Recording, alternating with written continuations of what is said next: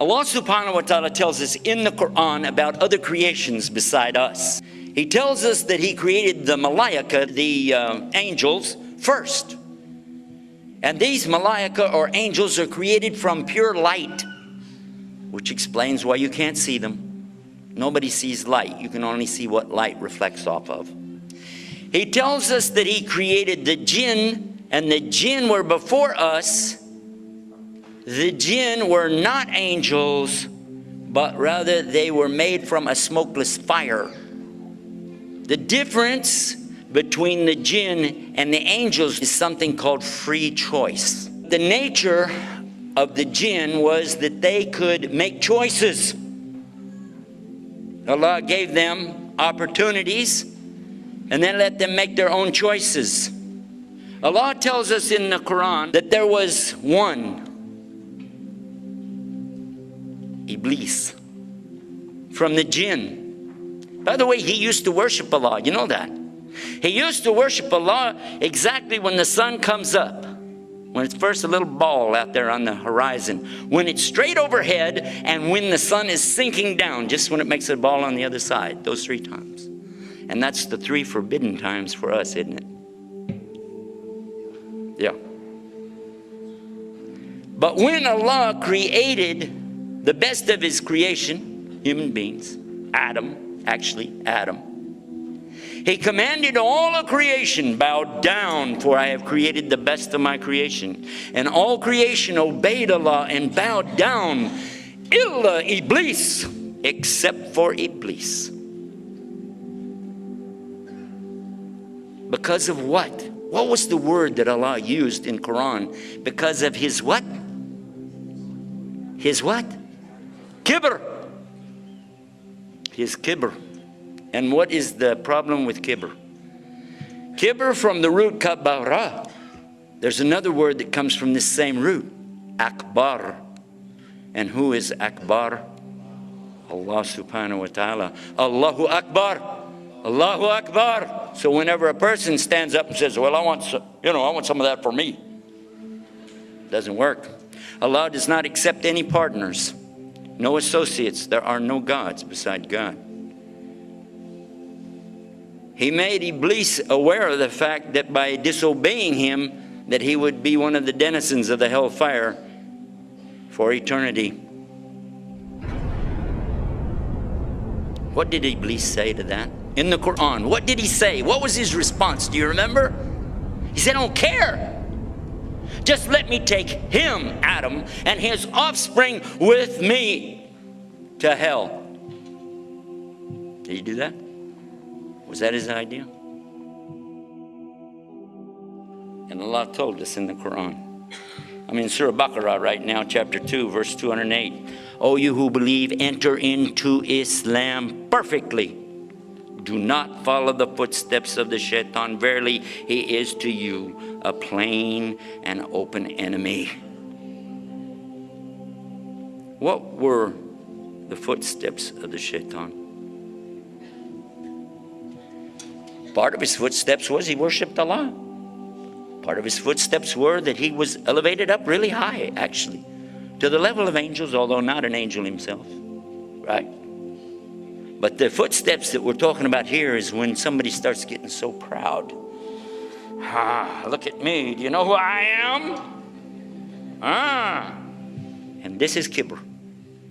Riya leads to kibr. Kibr leads to shirk. And shirk leads to the hellfire.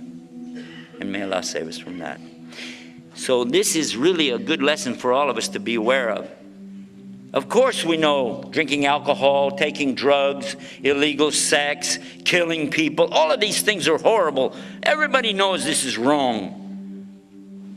But a lot of times we overlook the fact that we were also commanded not to have this kind of false pride. And when I say we, I'm talking about all.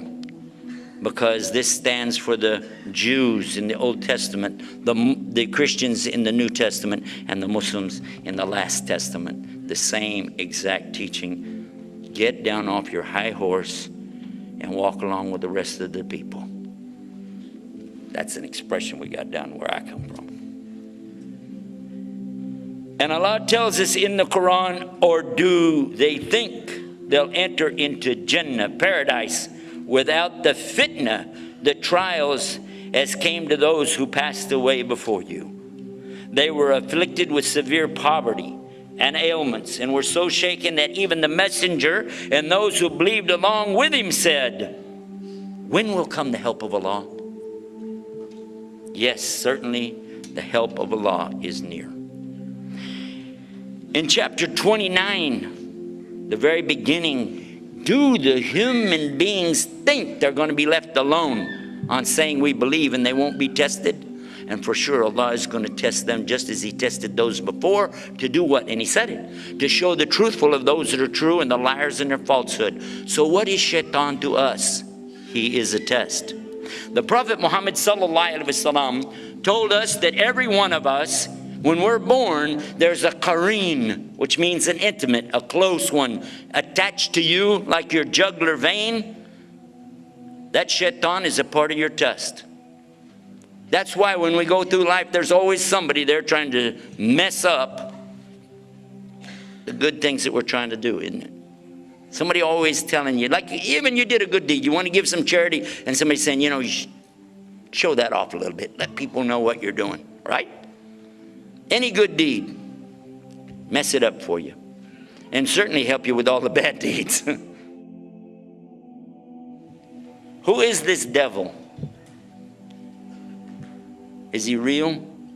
Or is it a figment of your imagination? Or is it just something in philosophy? According to the Quran, he's very real. Substance is real, you just don't see it. He lived before us, he's still alive today. That's an amazing subject right there, isn't it? That's amazing. Sometimes I hear Muslims tell me, if I just had more knowledge, you know, more knowledge. How many times have you heard that? If we just had more knowledge. I'd like to encourage all of us to have more knowledge, because definitely this is something important in Islam. But at the same time, do you think just knowledge by itself is going to save you? Is that going to be your salvation? Because wouldn't you think that the devil has got some knowledge by now? I mean, after all, he was a witness to the creation of Adam himself, true or false? And he knows. I mean, he's been around. He's tried to mess up every single prophet. You heard Dr. David Milliken talking about Jesus being tempted by the devil. Right? Even the devil tried to bother Muhammad, and then finally Allah subhanahu wa ta'ala made his qareen submit. But even then the shaitan kept trying to bother him, didn't he? Try to bother all the Muslims. Where did evil come from? Did you want to know that? A lot of people will tell you evil came from the devil. They said it. I heard a lot of people tell me that. Comes from the devil.